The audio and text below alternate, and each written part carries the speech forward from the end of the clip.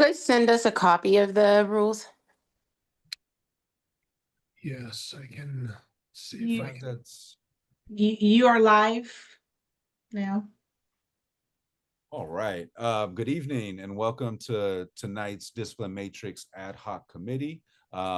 We are joined tonight by two new commissioners, Commissioner Jackson Castaigne and Commissioner Riles. And I see Chair Emerita Peterson logging on. I know she's transitioning from her evening activities, so we'll get with her soon. Hello, dear. How are you? We have a new baby in the family, if you haven't seen yet, Miss Marcia. Oh, Miss Martha has met Tallulah. So, and Well, why don't I've had an afternoon with Miss Tallulah. Yes, yes. all right. So, Miss Tallulah needs to be in movies. she got that star quality already. She's Huh? already been voted on as being the most beautiful baby in the world. All right. That's right. I'm going to switch to my computer. Okay. Yeah, no worries. Yep. Go ahead and get settled in. And so we'll maybe Chief of Staff, maybe you can ping Deacon Lau, see if he'll be joining us this evening. If not, we'll go ahead and get started. Okay. And as DC Hubbard, good evening, sir. As you get settled in, we just want to basically pick up where we left off. A couple housekeeping things. We had originally we were meeting 2 hours a week, every week. We reduced that to every other week. Oh no, not every other week, every first and third Wednesday. So on the off Wednesdays that we do not have commission meetings, and then we reduced from from a 2 hour meeting to 6 to 7:30 to an hour and a half meeting. So we will be here plucking away at this task 6 to 7:30 every first and third Wednesdays. And of course, always welcome the public's participation, which I'm actually checking right now. And oh, you know what, Chief of Staff, I think you're gonna have to text Deacon Riles. He's right there. Yeah, Okay. He's on the wrong one. Okay. Panel Got it. link. Yeah, because I see him as an Let me let him speak and I'll tell him really quickly if you don't. Excellent. No. Can I do that? Or Yes, do you want me to do it? Okay. No, please. Deacon Lyles, Yes, I can hear you, but I don't know if you can hear me. because you were muted, sir. You're on the general email. I need to check your email, and at the top of your inbox should be your personal link. That's how you enter as a participant. Okay. So hang out with this one and then join that way. Now you're just in the community room. Okay. So for our new members, how we have typically done this is DC Hubbard will share his screen, and then we will go down certain of the manual of rules sections and basically weigh in, and he'll maybe seek some examples. There he is. We've been wordsmithing a lot of stuff. We love having Miss Marcia Chair Emerita with us because she's excellent with wordsmithing, and so a lot of it is also providing some expert angles too that Deacon Riles provides as well too, as we're looking at tightening up some of the language and making sure there's not loopholes in the language, and so there's been a number of ways this has benefited that we've all been able to chime in, and this process benefit a little bit from everyone. So Deacon Lyles, we're gonna pick up I think it was submersive organizations. There was a conversation we had at our last meeting that even though we had gone through all the MORs, there was still a couple that we needed to still have further conversation around. And as you can see, we are joined this evening with new commissioners, Commissioner Jackson Castaigne and Commissioner Riles. And so, yeah, so we could go ahead. I'm going to pass it to you, DC, and we could jump right into it. all right. Thank you, Chair, and good evening, everyone. Before I jump into where we left off last week, I thought because we have two new members that I provide some context on what we've been working on. There's two documents that we are focusing on.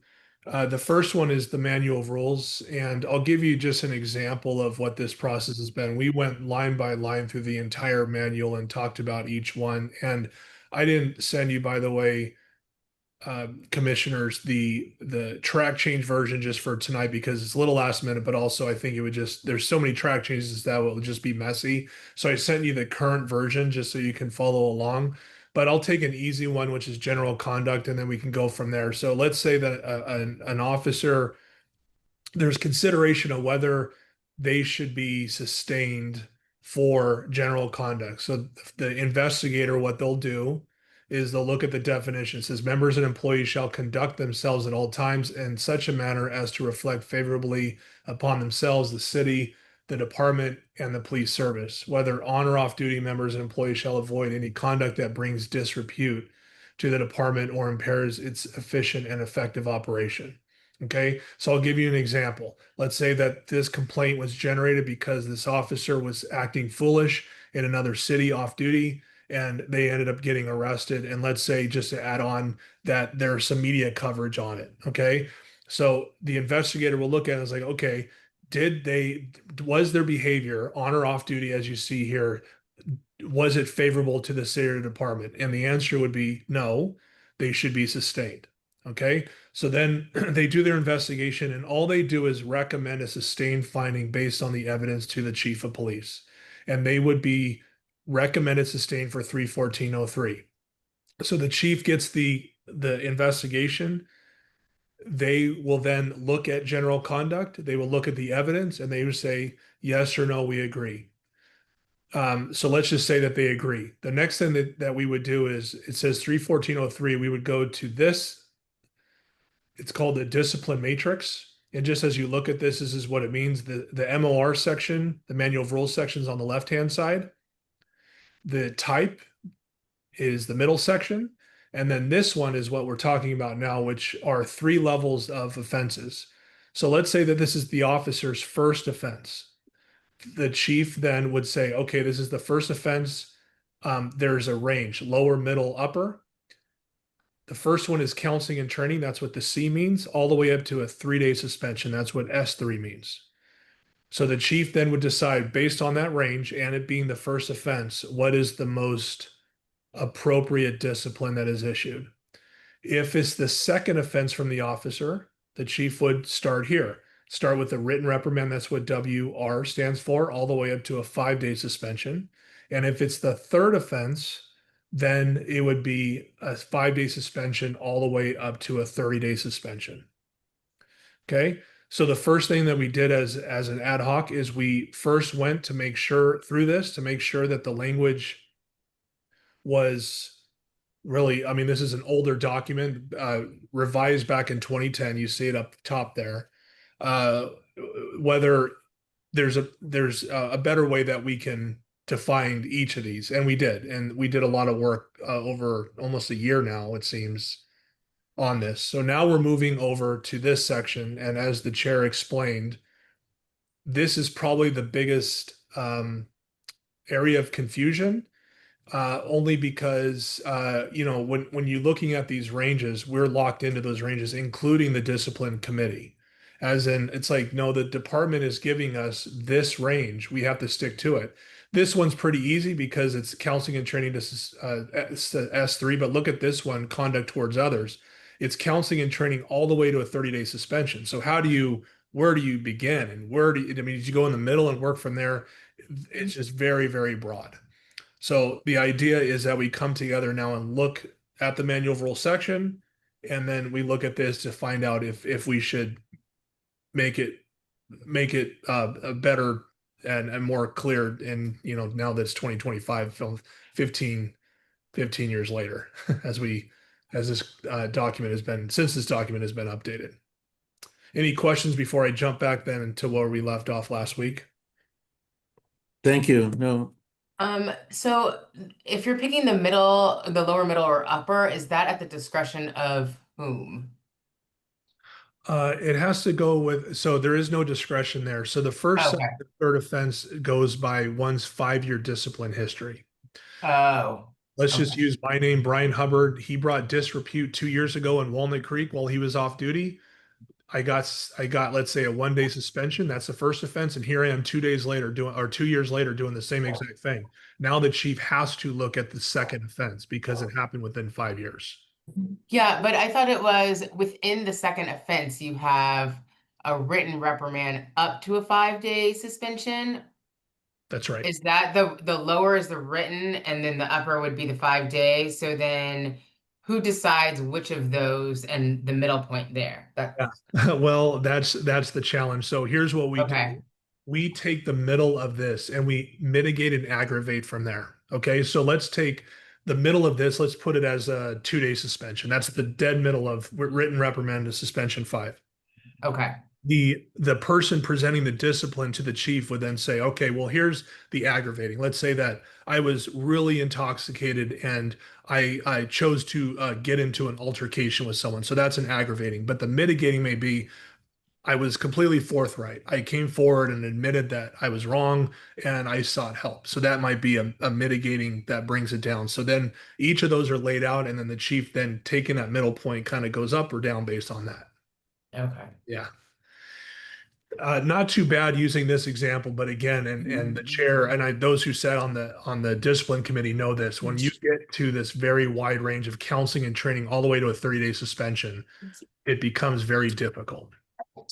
Yeah. Okay. And then my last question is like, now that we have this new chief and he's probably taking a look at this, what are his initial thoughts on it, and what are his thoughts about revising the matrix?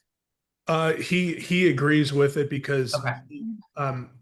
it's not that he wants us to make it easier for him. He just these wide ranges really makes it difficult for him. So things that are just a little bit more spelled out and I guess more in line with each offense, I think is what he's looking for. Yeah. And that's been a very, I don't know, this might be some of the most important part of our work as a commission right now. Aside from, I would say, like IAB transition to CIPRA, and there's some other things, you know, policy wise, but just in practice, this, if the commission and OPD, CIPRA are not on the same page around this, they're always going to disagree. And if we don't standardize practices and there's subjective practices, so that one way discipline's happening depending on which commissioners or which OPD or which CIPRA staff are there, right? And it's different every time. There's not a consistency and standard practice of how we do this, which is, these are all other things we're exploring also with the city attorney and how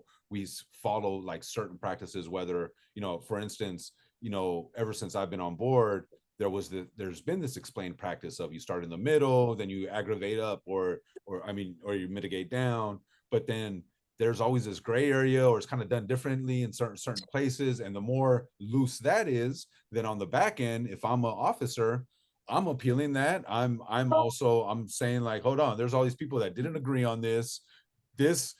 My discipline was different than somebody else's, right? And so the more inconsistent it is, then that opens the door on the back end, which rightfully so, if I was an officer, I would contest it. I would have a grievance, which then ends up holding things up, right, in terms of resolving these issues and getting our cops on the street. So again, this is, I think, in practice where, and then on the back end, politically, narrative wise, we get hit with our policies are unrational, they're out of bounds, they're inconsistent, and officers don't have clear direction, and they're scared to do their job, right? That's how we start going down that rabbit hole, right? And we've seen that now come up several times in the commission, right, with the public, and not understanding that if we could fix some root causes of that and some of these things right here, the way we're doing this work right now, and having these really lengthy discussions. I mean, we've been talking about this for over a year now, because some of these areas we've almost taken up a whole meeting going back and forth, talking about it, exploring it, peeling all the layers of the onion apart, right? But if we could, at the end of the day, get on the same page around it, then that should lead us to more consistent discipline and better understanding for officers to know what those expectations and what the accountability is going to be if they do violate some of this stuff. And how do we also get on the same page and hear from the department of the chief on what it's going to take to change some of that behavior when it comes to discipline too, right? And so if we could all kind of agree on some of that and negotiate that and really be able to hold that line, then I think that'll help lead to just better policing and more consistency and discipline overall. So I think this is why this ad hoc has gone on for a long time, and we've been really, and now as we're getting into I'm really glad you all are joining now at this point that we're getting into the actual discipline matrix, because this is where the rubber hits the road on, you know, the other thing was just more wordsmithing and make sure everything's up to date, and getting rid of any like ambiguities or any like things like that. But this is really where we're kind of getting into the nuts and bolts. And if we could agree on this, then then at least the chief and SIPRO folks know that, hey, we all looked at this and then we know that this is the standard that we should all be operating from. Great. As we jumped into the matrix, where we started were the easy ones, where the first offense is termination. So as an example, performance, this is the intentional search, seizure, or arrest, 31439. If an officer is sustained for that, and that is their first offense, then it's an automatic termination. So we started with only focus, and it's a small number, only focusing on the first offense termination cases. And I'm confident we'll get done with that this evening. The next phase will be the second offense termination. So assistance, for example, you'll see T here for termination. That's the second offense. We'll start tackling those. Okay. Mhm. All right. So here's where we left off. I think we had two official meetings. There's a gap in time due to vacation, some other reasons why we didn't meet as many times since we started the matrix portion of this. But up until where you see here in yellow 38470, we have talked about all of these. These are first offense terminations, and the ad hoc committee agreed to keep those as first offense terminations. I do have one follow-up for 37045, which is reports and bookings. As you recall, I'll go ahead and read it. It says currently, no members or employees shall knowingly submit false, inaccurate in departmental records with the intent to assist prosecution or defense, falsify time records or financial records for fraudulent purposes, falsify official reports or records, and falsify or alter evidence. So we agreed two things. One, to make this is the termination first offense, but also amend it to we remove knowingly and with the intent, as you see here. So the new definition, if you approve it tonight, will be no member or employee shall submit false, inaccurate, and improper departmental records to assist prosecution or defense, falsify time records or financial records for fraudulent purposes, falsify official reports or records, or falsify or alter evidence.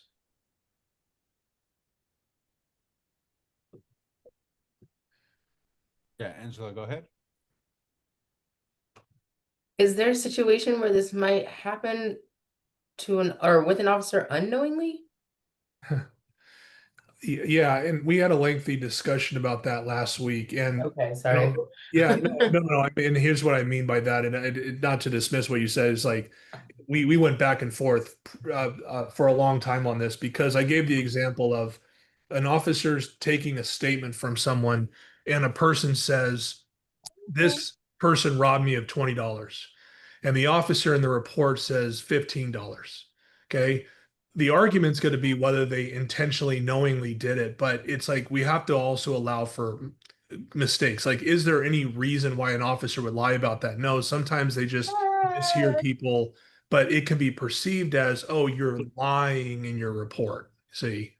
So that's where we wanted to take the harsh position of knowingly with the intent is like, this speaks for itself. If we can prove that you did this, there was intent. It's not just a clerical error, if you will. Okay, that makes sense. Sorry. Thank you. Yeah, that makes sense to me.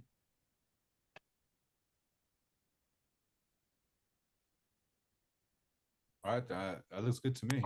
Okay, great. I'll update it. We also talked about 37090 -1, and this again is a termination offense. I'm gonna just so people can see it. We were really confused by this when we talked about it last week because it doesn't say much, but I actually did research on this and looked up other city policies on it. I already forgot the number, 37090. Okay, sorry.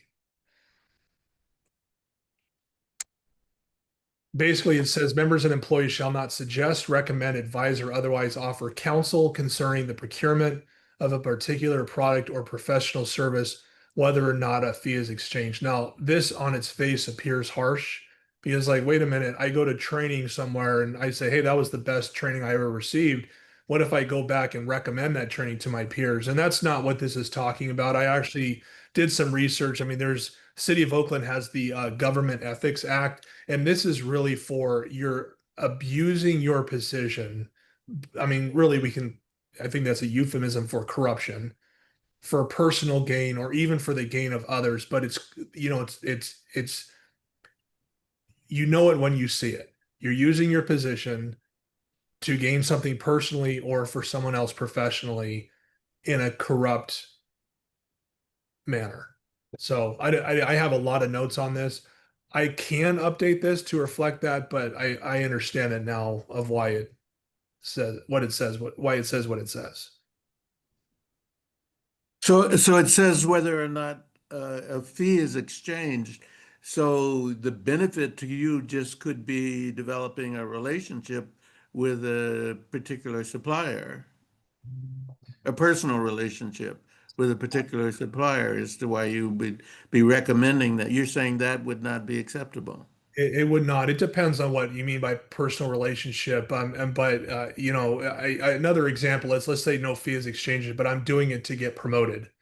I know that person has influence over someone here, and I'm just using this as leverage. So then they would be favorably upon me, so I can get promoted. There's no fee exchange, but obviously there's various intent there.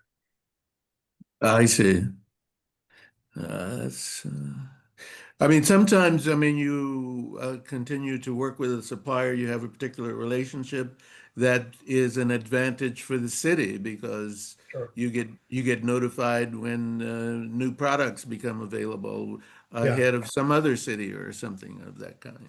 Yeah, no doubt. And the way I look at it is I guess the analogy of insider trading. Like, I want everyone to have a fair shot. So if I have, this great company, hey, I want you to endorse me for the city of Oakland. I'm like, okay, well, I'll take your proposal, but I'm also going to follow city policy and get two other people to propose against you. So I'm not, there's no insider trading there. I'm keeping it on the level.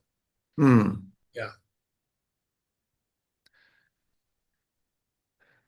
What helped me through this process, the past year that we've been together, is I usually have examples, like real examples for each one. This one I don't have anything for. Like, I don't remember a time where someone actually got sustained for this and terminated, but I may be wrong.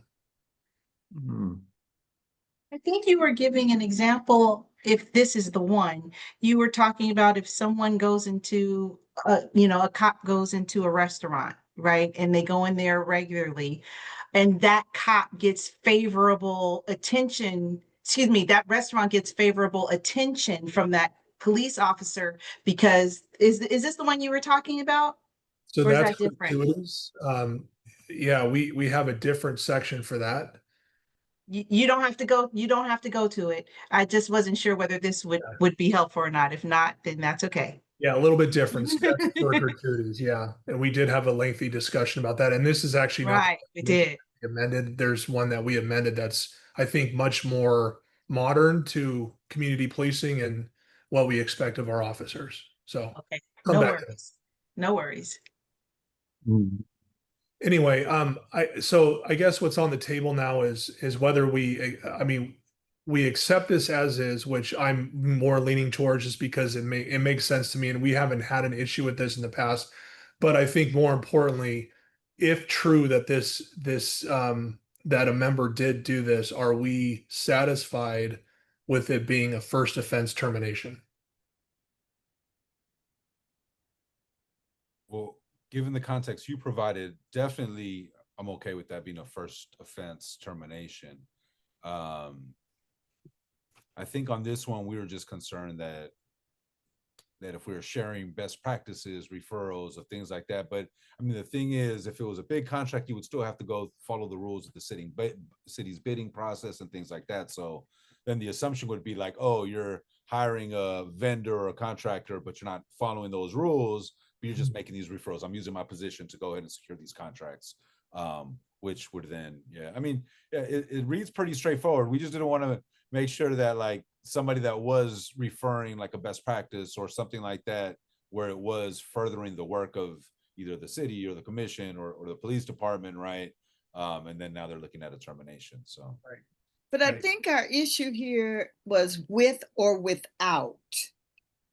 Because if you are coming back from a training, great training, and you say, we ought to be looking into getting this, it could arguably fall under here unless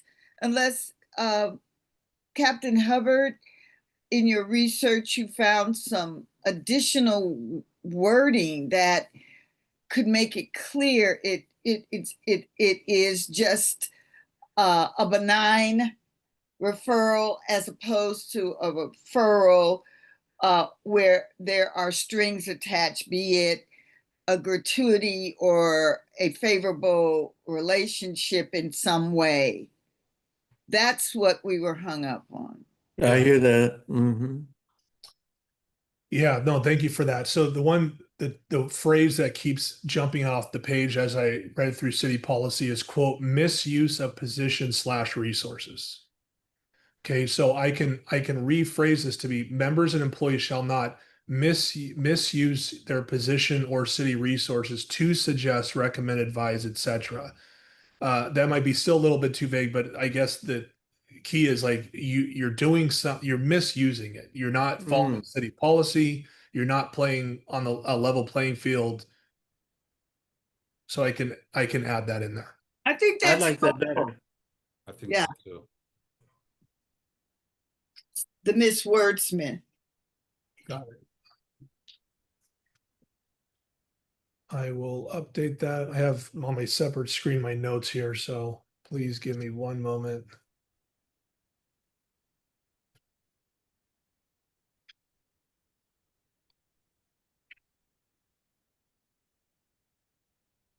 Okay. Great. I will make that change and bring it up first thing next time we meet, 2 weeks from now. Okay. All right. Great. And then we left off last week with subversive organization.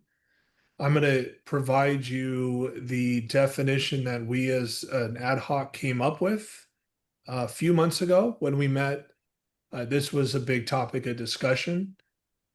So the new definition is no member employee shall knowingly join, affiliate with, or support any organization, group, or gang involved in illegal activities or designated as subversive by a competent authority within the Oakland Police Department, including the Chief of Police or other law enforcement entities, Department of Justice, FBI, etc., CPRA, or an unauthorized designee.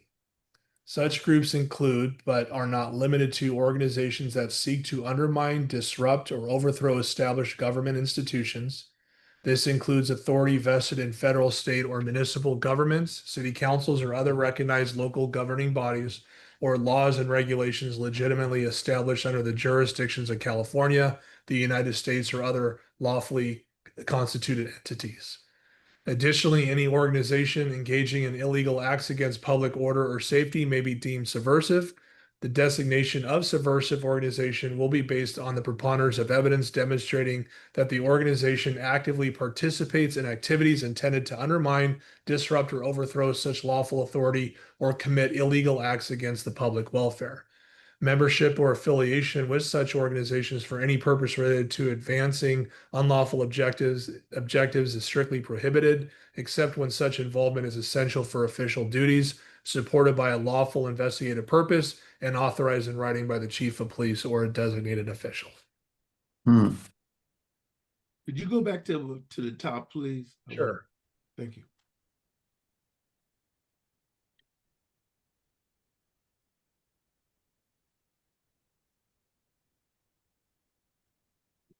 Why CIPRA in there?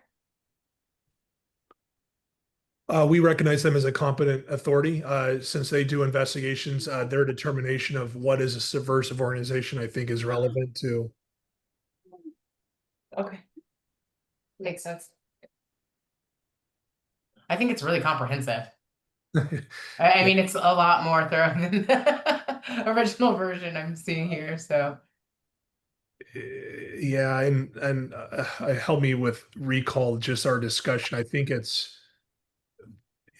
let's say that let's say a competent authority doesn't necessarily recognize something as subversive. Like it's not like we go to a database and say, okay, it's only pertains to this list. It's again, it's going back to the, you know it when you see it, and we want to make sure that it's like, you know, your intent of joining this organization, participating even, can be considered subversive. So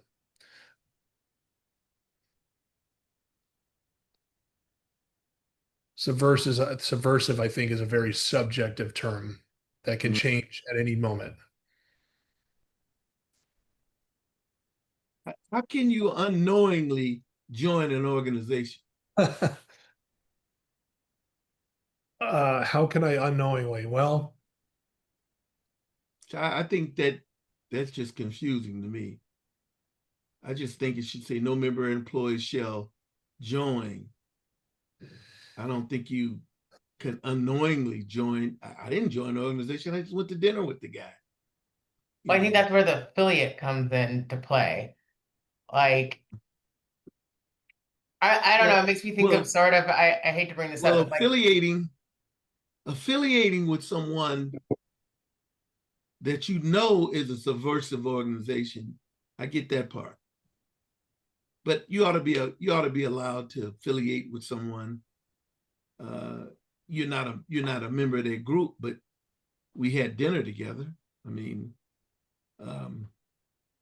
have you ever been out to dinner with someone and their husband or wife is involved in some kind of activity?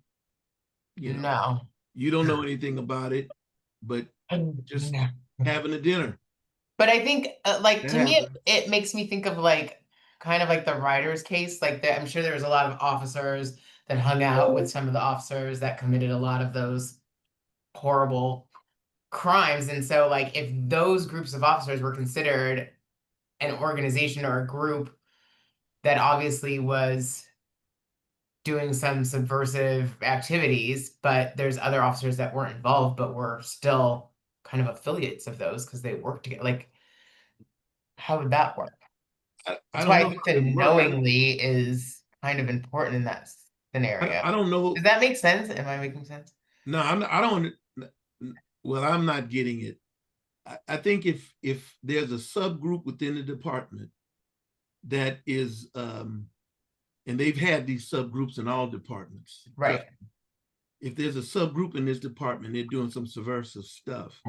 You do affiliate with them because you're working for the same organization. You got to cover one another and you got to share information and blah, blah, blah, blah, blah, blah. But so I don't think that's what they mean about affiliating. I just don't see how a member can unknowingly join a subversive group. If it's a subversive group, you know that it is. And if you don't know what it is, then how did they trick you? Why are you joining the group? We go fishing together on the weekends, but every other weekend we kidnap kidnap juveniles. I actually think what both of you are both saying are actually right, because it makes sense that for joining a submersive organization, it's just flat out, you're either joining it or not, right? But I think the word knowingly is important when it comes to affiliating or supporting an organization for later on down the list, because that's where I think, like to your point, Deacon Lyles, you could affiliate with people, but I don't really know this person's business or any of that stuff, right? Right. So that's where I think knowingly does play is important to keep for that part of the list, because once you know, oh, this person is bad business and involved in all this stuff, if you then continue to affiliate with him, then at that point you're knowingly affiliating with that person, right? And more importantly, you're knowingly, more about the submersive activities of that person. So I thought this was joining a group not within the department, some other group outside the department. Right. Because if it's a group inside the department, the officer ought to know what's illegal and what's not activity, what is not illegal. That's an assumption that we're not going to give them, like, hey man, I didn't know that while on duty we're stealing TVs out of a warehouse, you know, and I joined him, but I didn't know they were stealing TVs. Why didn't you know? And what about if I'm in the car as the newest partner and I want to go along to get along? Exactly. And they are stealing stuff out of warehouses, or they're like the writers, they grab someone off the street, take them to a remote place and beat the hell out of them. Right. And I don't say anything. That's right. subversive. That's subversive. That's inside. That's inside. So I thought this. So join is the word. Yeah, I thought but joining something was an outside group. That you're joining an outside group that's doing some illegal activity. Any group you join that's inside the department, you had better know if they're doing illegal activity or not. But that's not what we're talking. We're talking about outside group, right? Which okay, I thought we were talking about both. No, this doesn't apply to both. And that's why we have this group, because I'm thinking of it. Yeah, I mean, like I think it's obvious that like let's not join the KKK, but if you have a group of colleagues that are doing subversive stuff, and even though they're not a formal organization, I mean, this is the type of stuff that we're trying to get away from in terms of like, so we want this policy to support culture change, right? And so that's kind of what I'm getting at. I'm agreeing with you now, Angela. So yeah. I think we need to be clear. Is this policy aimed at inside or outside, or aimed at both? Because if it's inside, I'm not giving the officer the pass of not knowing what's illegal and what's not illegal. But you had better know what's legal and what's not illegal. And to what the example that Marcia uses an example, you don't join with these guys to extort people. You had better know that. Yeah. So you can't say, well, I didn't know. We're not giving you that out. We're not giving you that excuse. You have to know that. You are a sworn police officer. Yeah. All right. Then if we get clear about that, then we can deal with the outside group. Agreed. So an example of that, like in Vallejo, you had those cops that started their own group that would bend the stars every time they killed somebody, right? And then it ended up coming out that there was their own group that they created within the department, right? That would not be considered a subversive organization, right? That is subversive. That is. So then, that is subversive. And, yeah. And let's be clear about something. So we won't say it's just Vallejo or just Oakland or blah, blah, blah. This is a real problem in all of law enforcement. Correct. You know, you got, I remember they had MAWs down in LAPD, Men Against Women. And so there's a lot of subversive groups that are in there. So what I would prefer, if we are doing this, and this is for both, then we want to make it very stringent that the person who is joining the group is always cautious about what the behavior of the colleagues are. You know, and I put the burden on them. So I'm not giving them an out by saying, oh, I didn't know. And I think I just thought he told me we're moving some furniture, and I thought I'd help him out at lunchtime. Well, no, you're stealing TVs, man. You didn't know that? Well, I didn't know. I agree with in terms of knowingly join. Where I'm struggling with is removing knowingly when you're referring to affiliate or support an organization. Because I could see myself not knowingly affiliate with somebody, given the dinner example we just gave. What if we move knowingly to after join? No members shall join or knowingly affiliate with, or I guess that's where I'm. Well, I think if we're talking about an inside group, you can't avoid affiliation. If me and you work on the same, if we work in the same watch together, and I'm working in Deep East Oakland, and you working in Fruitvale District, we go affiliate. It's impossible for us not to. I think there's a difference between That's a like good working point. together and affiliating with someone. Like affiliate is like hanging out with them a little. I don't know. I think a little bit more than just. What Yeah, about associate? Yeah, I like associate. Associate. Because that kind of alludes to more of a social, it's outside of professional setting. well, we ought to say that. We ought to say those things. Okay. Because I Well, guess that's why we just said associate, Rich. Put associate, drop associate in there. Yeah, I like associate better. I think it's more specific. so. I'm impartial on the word knowingly, but I do see we're using in here the way it's written, groups and organizations kind of interchangeably. I think we ought to be specific about, are we talking about an inside group, and then write a policy for an outside group? That's what I'm doing. Oh, I see. That's what I'm driving at. I think it's impossible for you to think that two beat officers will not associate with one another. They will. They have to. Okay, well then why don't after gang put inside or outside of the department that is involved in? Yeah. I think we need like two that. policies, one for inside and outside. I think we could add something in there saying regardless of internal or external of the police department, because I think that organization, group, or gang can be internal Online. or out. Yeah. I think we're trying to cover way too much, and by doing so, it's getting convoluted, and you just giving ways for folk who want to defend the wrong officer, the bad officer, will give him or her opportunity to not be held accountable. That's what I'm driving. What would the language be for if we said this is outside?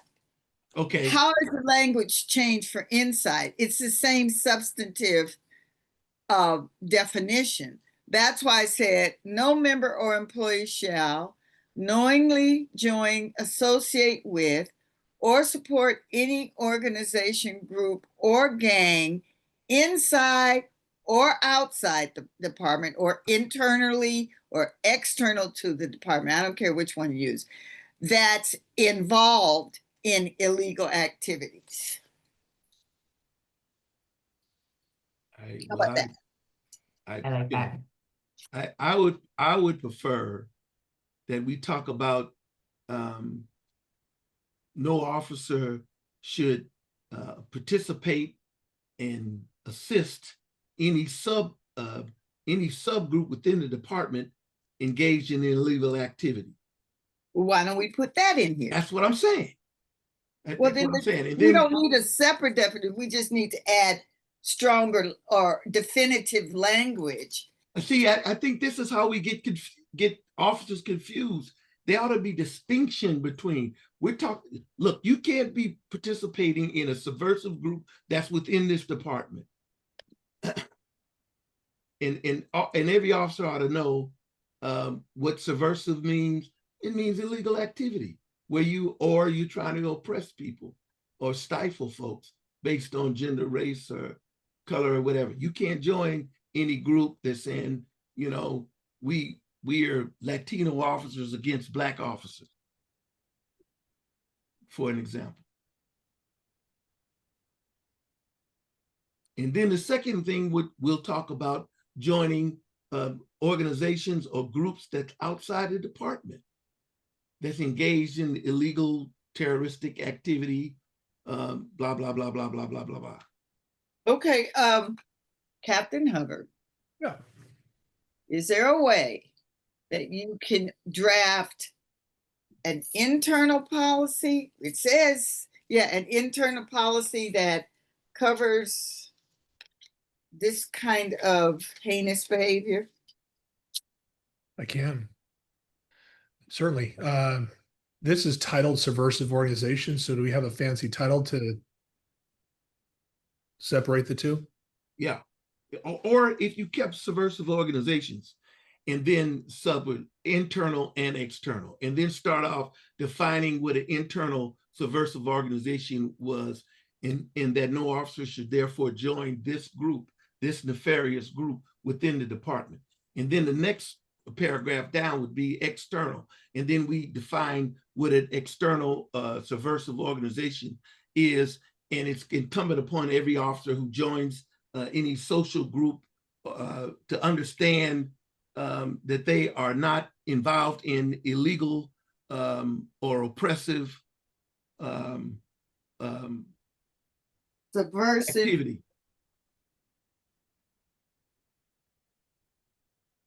Yep, no problem. And I think that way officers will say, okay, and that way they won't mash it all together and get confused. You mean to tell me I can't go fishing with John and them? We always fish every other week. Oh, you didn't know that they were stealing out of the cabins that were up there? No, I didn't. Well, you should have known.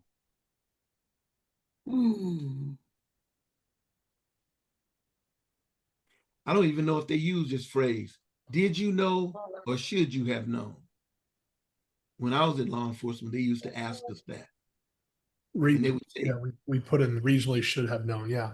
yeah, if you should have known, we don't write policy to make officers feel like, hey, this is my way out. No, you got to do the work. You got to make sure who you associate with are following the laws of the land, the state, and the Constitution, and the policies within the department. That's your job. So, yeah, the only, I guess, I don't want to, I want to make sure we're not getting off of this definition of what subversive means, because there is a legal definition of it. And it's, again, so it's not subjective. It has to be deemed subversive. So not just me saying, oh, you're subversive. Does it fit within someone endorsing that? I don't mind keeping that, Well, a dirty cop who's stealing stuff is falling off the back of the truck. That's illegal. Yeah, that's illegal. That's not Right. subversive. That's Right. So that's obedience to laws, and we have a different section for that. So we're not calling that officer part of a subversive organization. Yeah. So I guess my question is, if we're going to create an internal OPD is prohibited from having a subversive organization, are we still using the same definition of a subversive organization? So it's not subjective. Yeah, that's can't fix what we can't face. We already have had this problem. And the problem we had is in the Ryder's case. We don't want any more of that. How many officers were involved in some of that stuff? 6 or 7 officers? I mean, there's a lot more than that when it's all said and done, but yeah. Okay, so therein lies the problem. We can't fake, we have to call it what it is. We can't have officers inside our department involved in illegal and subversive activity. And they probably was justifying to one another that they were somehow suppressing crime and somehow getting information to prevent drug dealing in West Oakland and in North Oakland, when in fact they were kidnapping people. I'll rephrase it a different way. What if, Yeah. I don't want to put ourselves in a position where, let's say, a judge later says, well, that's not a subversive organization. And so are they then exonerated from this section? That's what I'm trying to, I want to. Yes, they would be. They would be. So You better hope that you've also charged them with something else somewhere. sure. Obedience to laws, absolutely. And there's a whole other set of manual rules, but I guess not calling it subversive, calling it something else to protect the integrity of whatever we come up with is what I'm alluding to. I think Right. you're saying. Because internally what we're describing are dirty cops, not subversive. Mhm. Subversive means, yes, undermining, Yeah. but I think I want to caution that we don't drift away from the original spirit of yes. the way I was reading this rule, which was really talking about subversive, or great example is January 6th, right? Which again, that complicates things because now everybody got pardoned. So that just throws a whole wrench into everything. But originally, like when I read this policy, that's what I was thinking of, right? Like members joining something like that that has plans to overturn the government, KKK groups, things that are oppressing other people that have been defined by the DOJ, defined by, you know, experts as these are known groups with insignia, names, things like that, right? But it gets complex when those things could bleed in within a department or have offshoots of that within a department and subgroups, right? So how do we parse out? So we're covering those subgroups, but we're not drifting away from the original spirit of this policy right here. Well, I think an important aspect is illegally undermining, because you can have a union that resists the corporation or resists the government, but it has to go through a legal process in order to do that. So we're talking about illegally undermining the department or the agency or whatever.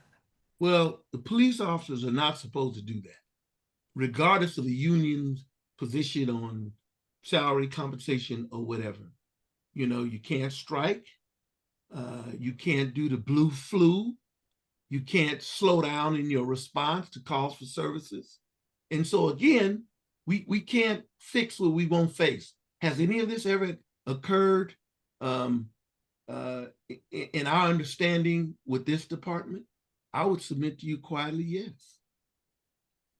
And so that's why I kind of wanted, look, you can't join any kind of group, I don't care if it's union or whatever, that's trying to subvert, meaning to stop the effective policing of the city of Oakland.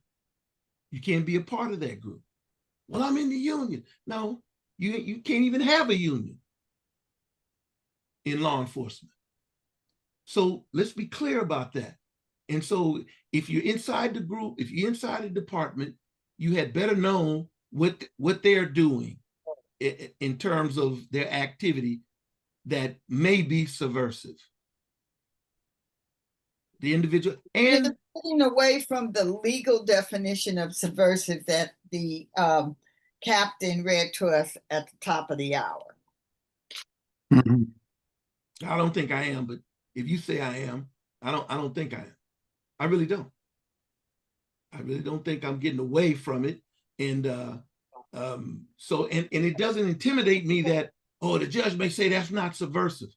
Okay, let's say you lose that case. What we're trying to do is change behavior. I'm submitting to you that when you have a group of officers, like Captain said, more than 5, 7, 8 officers involved in kidnapping people off the street, but nobody said anything about it. Why is that? Because we have weak policy. What were they charged with? It'd be interesting to go back to the filing of Burris and of James, what was it? Jim, Yeah. Shannon. what they actually charged them with. Because I can't imagine that subversive was undermining the principles and the tenets of good policing, but I don't know if it was subversive as given that definition by Lieutenant Hubbard. But maybe this is something we'll circle back around to if you could do a little bit more. And I actually, yeah, I was actually curious about that too. Wondering if the writers would fall under more of an organization, group, or gang that was involved in illegal activity. Because this isn't just subversive, it's subversive and supporting groups and gangs involved in illegal activity. Yeah.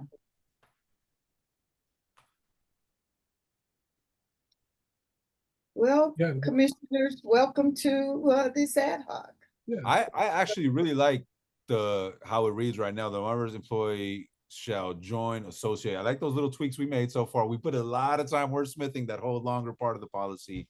And maybe DC Hubbard, you could think about how we could maybe expand a section that covers like internal groups within the department.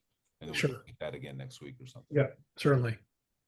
if you all want some reading over the week, if you just type in California police gangs in Google, you'll see plenty of examples of serious issues across the state and country about that. It's interesting reading. Hmm. LA Sheriff's Yeah, it Department's getting is. a lot of heat recently around some of their gangs and tattoos that we're all getting, all kind of stuff. Deacon Lyles, what was the one you referenced? The uh subversive organization. It was a gang or something. What was you referenced Oh something yeah, earlier? Men Against Women. Yeah, that's right. That was what's LA. his name in the O.J. Simpson trial. He who came and made all of the disparaging comments and he started that group. Mm-hmm. And so they were getting tattoos on their ankles, MAW. And Yeah. so that was designed to oppress women in their advancement within the organization. Wow. Okay, so these are facts, and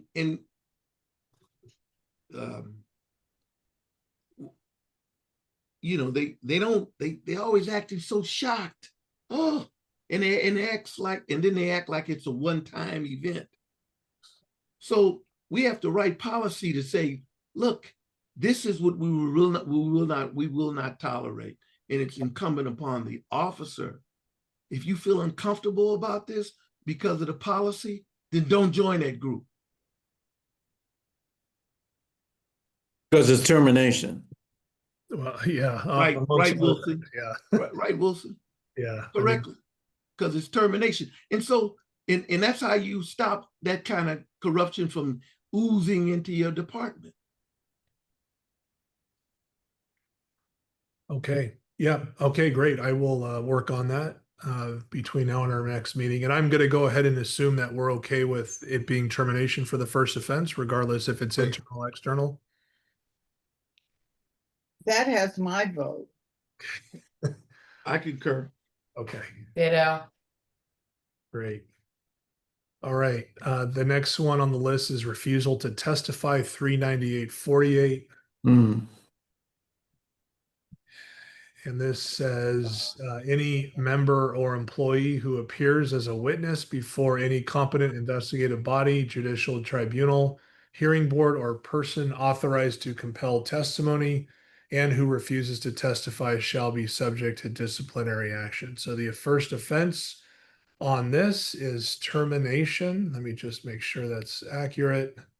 Yes, termination right here.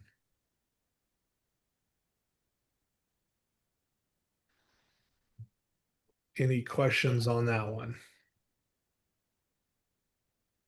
Can you go back to the policy, please? Yep. I'm fine with it.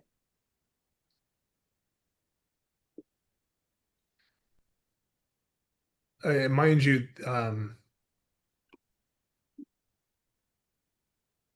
this is not necessarily in the court of law. This applies to,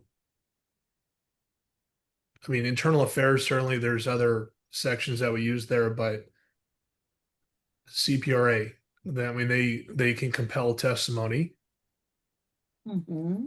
and it would apply there too.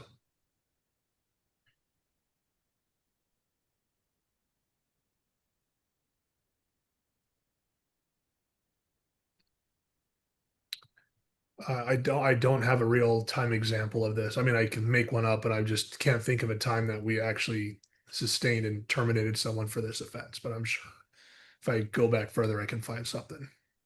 Hmm. I'm okay with that one. Okay. Yeah, that doesn't. No, I was thinking that doesn't preclude their ability to plead the fifth, but no, of course it doesn't.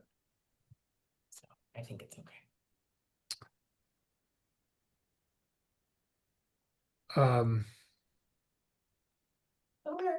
It can't because that's a constitutional right. Right.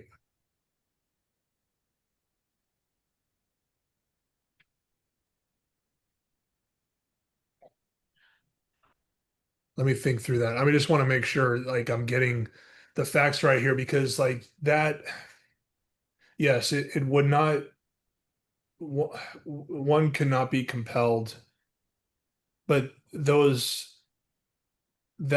just gives one right to an attorney and not speak at that time, where later, let's just use a court of law.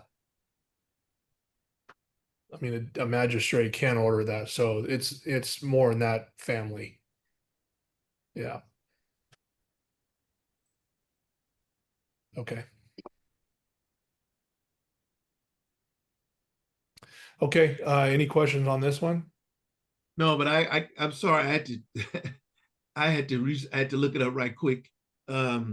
Kidnapping, false imprisonment, assault with a deadly weapon, assault under the color of authority, presenting false claim for payment, filing false police report, false arrest, and detaining. Those were the charges. And they were found, it was a mistrial. So they walked. So this is probably one of the most serious pieces of policy that we're writing in this group. Got it. Thank you for looking that up.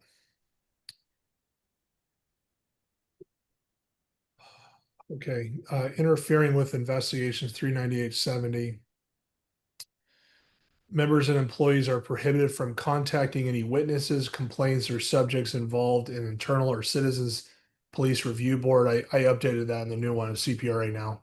Investigations for the purposes of discussing or influencing their testimony or persuading them to withdraw complaints.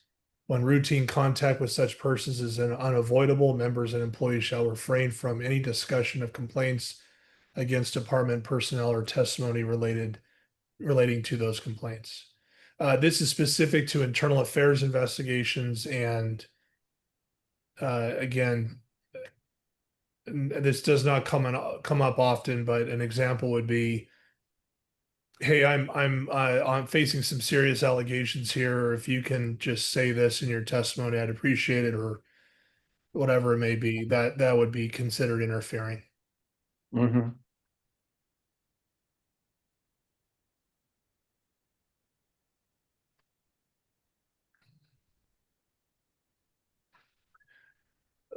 There is an obstruction one also that's closely associated with this, but that is not a termination offense. So we'll cover that a little bit later. So this is the heavy one where it's like there's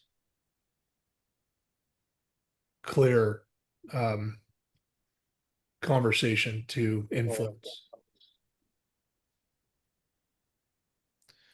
All right, any questions on that one? We just need to It's okay. change CPRB. Yeah, but the new definition I have does fix that. So thank you for that. There's a lot of policies that also still show CPRB that need to be updated. Okay. Retaliation 39873. Under no circumstances shall members and employees retaliate against any other member, employee, or any other person for engaging in a protected activity. Members and employees shall not engage in any adverse action that would cause a reasonable member, employee, or any other person to be deterred from engaging in a protected activity or is based on a retaliatory motive arising out of a member, employee, or any other person engaging in a protected activity. Any member or employee who becomes aware of such conduct shall immediately report the misconduct to a commander manager and or directly to the Internal Affairs Division. The presumptive penalty for violation of this section shall be termination.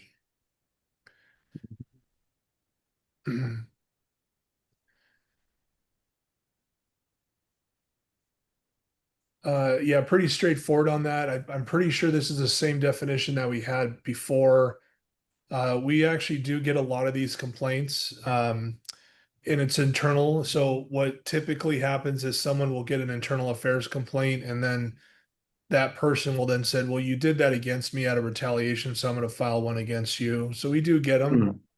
And they're fully investigated. We take them obviously very seriously. But it's something we also like admonish people on after an interview by saying, hey, ensure that your conduct is not retaliatory against anyone. So we just make it very clear to people that it can't be in response to whatever feelings they're having about a particular case. And it doesn't even have to be an explicit, like, I'm retaliating against you by filing, I'm sorry, for retaliating against you for an internal affairs case. It could be something as simple as like, I'm not going to cover you on the street because you Yeah. did this. That's retaliation. That's right. And that speaks to the culture of the police department. Mhm. It can That's also real. come in the form of promotion. I'm going to retaliate against you by not promoting you, Right. or I'm going to send you to work in the basement, you know, and I know you don't want that assignment. So it can come in various forms. Anyway, I think we all know that. That first offense is termination. And I'm assuming protected activity is defined someplace else. Hmm. That is a good. Or do all officers know what that means? That They way? don't. They don't. No, they don't. Okay, so then I think we need to just define that. Well, Yeah. we need a glossary of terms. Yeah, terms, something like So that. orange that or yellow it or green it or whatever, so we know that should be in a glossary Yeah. that clearly states here are helpful definitions, but not fully inclusive or whatever, however we want to say it. Mhm. So that if we haven't defined every last thing, it's like it doesn't, the charge doesn't apply. Got it. DC, did we make any suggestions on these before on the newer document? I don't think so, right? These were pretty straightforward. Right. We did not update this. I think we did. I should have been more prepared on this section right here, but this one right here, I want to go back, but I know we had issues with what if the commander manager, let's say, is the person retaliating, so it's expanding, giving people the freedom to, talk to Or whoever, anybody, any knowing that it'll get reported to the right source. But I'll have to look that up. So I'll get back to you on that one.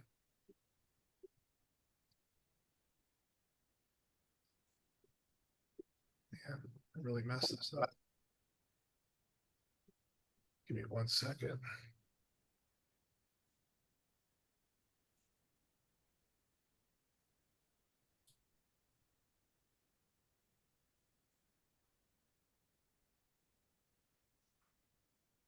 Okay. All right. And again, I think we all agree, first defense termination, no issues with that. Okay. Thank you. All right. The last one for first offense is termination is truthfulness, 39880. Members and employees are required to be truthful at all times, whether under oath or not, except when necessary in the performance of official duties. Such exceptions shall be documented in an appropriate police report.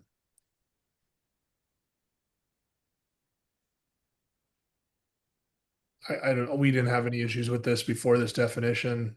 I think it speaks for itself, and I'm going to go ahead and assume that first offense is termination. I don't think there should be any wiggle room on that one. Mhm.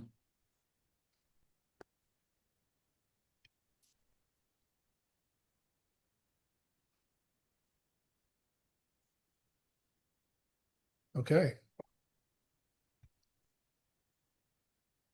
All right. So that takes us through all the first offenses termination. So what I'm hoping to do when we pick back up, I'll go over what I talked about tonight, what needs to be worked on a little bit, and then I think we can start tackling, Chair, if this is okay with you and others, anything where the second offense has termination in the range, start going through those. I would say there's two parts to this. If let's say that I'll use this one. Okay. This is an easier one. So the second offense is termination, but the first offense is S30, so 30-day suspension of termination. So we're not only looking at whether the second offense termination is good, we're also looking at whether the 30-day suspension of termination is also acceptable. If not, then we change the range. So again, we started easy, now we're getting to the more difficult sections. Okay, any, we're a little early tonight. You want me to keep going, Chair Garcia Costa? We got about 12 minutes before we wrap it. I mean, I think this may be a good place to pause. How are you all feeling? So Walked when would be, the door from work and sat down, so I could use a meal. when would be the next ad hoc, disciplinary matrix ad hoc? That's, It will be, give me a second. We meet on the first and the third Wednesday of every month. So Wednesday the 1st. Wednesday the 1st. okay. Thanks. So it's the day after your meeting, Commissioner. Right. Well, Mhm. that's the third meeting of military equipment. The 30th is the third meeting of the military equipment. We only have 2, but we'll talk about that offline. For sure. Give it somebody. Are there, considering there's other people that have to review any, especially around the can you hear me? Yeah, so specifically around the discipline matrix, because it actually has to do with amount of days, right? When we're looking at these ranges, right? Especially as we're going into the ranges. Right now, the T's on first ones are really straightforward. As we're looking at the ranges, are there other people that should be part of this discussion on the front end that would help remedy any questions or anything on the back end? I'm thinking I don't know if I don't think the chief has the time to join these. I don't know if anybody from the city attorneys. I'm just thinking of anybody else that's going to have to review this on the back end anyway. If it would be helpful to get, Lindsay's our liaison to the city attorney for commission stuff. We could ask her to attend maybe. I don't know. I don't know if that's helpful, or if we just come up with our best thoughts and then submit it to them and see what their review says. Yeah, I would love for the city attorney to be present because they do a lot of help behind the scenes with this, not only with the investigators, but also the chief during these meetings. They are aware that I'm doing this, and I just don't know if they can be here every week. I know when we're done, we're gonna definitely have to do a meet confer with all the unions, both professional staff and sworn. Regardless, right? Yeah, and then the plaintiff attorneys and also the monitoring team will also have to be included eventually. Yeah. Yeah, Angela. So considering that this is like 15 years old, and I know we're going through with fine-tooth comb and updating it and revising it, have we considered any sections or topics that are not currently included that probably should be? Like maybe comparing our policy with another jurisdictions that's recently updated theirs, or some sort of best practices around what to include? That's a great question. I have not seen other departments' matrix, but maybe I should put eyes. I will say that because of recent events that we have created new manual rule sections. Mm-hmm. So we have added new ones. We haven't taken any away. We have added. Yeah. Okay. Yeah, but that's a good idea. Maybe if I can get my hands on some other departments just to see what they're doing. Yeah. Yeah, and then it maybe just because like the climate's changed and shifted from one pendulum to the next, in the last 5 years or so.